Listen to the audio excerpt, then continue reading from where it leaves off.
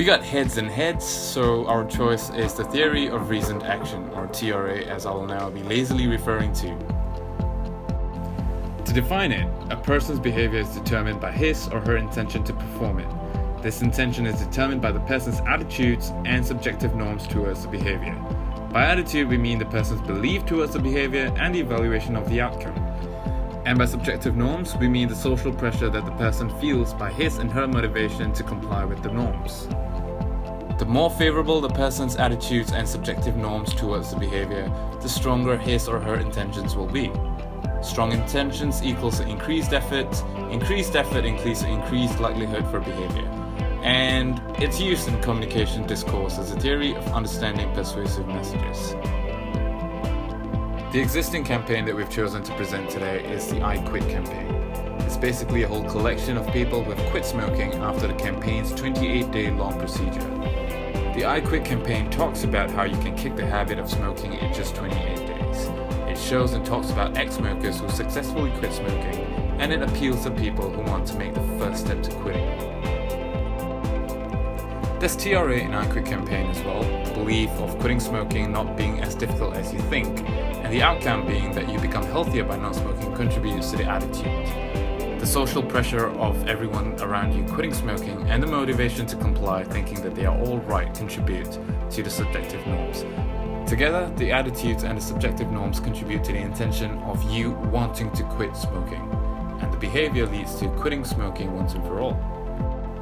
Being a smoker myself, it is very easy to talk about the problems with this campaign. Firstly, they talk about success like it's too easy. After 28 days, you are going to quit smoking. They don't warn you about the side effects such as withdrawal. They don't tell you about what each of the I Quit campaigners have gone through during the 28 days of trying to quit smoking. They don't guide you through the more important factors of the lack of self-belief or the procrastination and reluctance some people will show to quit smoking.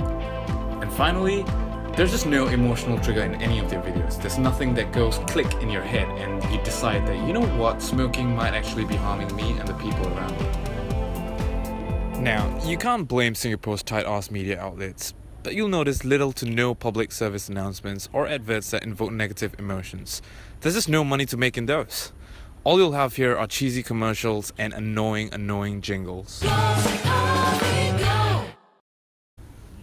The improvement that we've decided to include in our old campaign is to add that little emotional flavor that will juice everything up. So what if we add something hard-hitting, albeit completely fictional, to our next 4 candidates? Han, 23 years old. He began smoking when he was 14 and he also smoked during his wife's pregnancy, and the baby was then born 2 months early. Their tiny girl spent weeks in an incubator. Leon, 24 years old. Hasn't touched a cigarette in his life and yet was diagnosed with asthma in age 4 due to secondhand smoking and is now unable to participate in sports. Yang, 25 years old. Suffered a stroke age 18 after chain smoking from a very young age. Hasn't smoked since. Theo, 22 years old. Been making efforts to quit smoking and has vowed to one day stop completely after a close relative was lost to a lung cancer.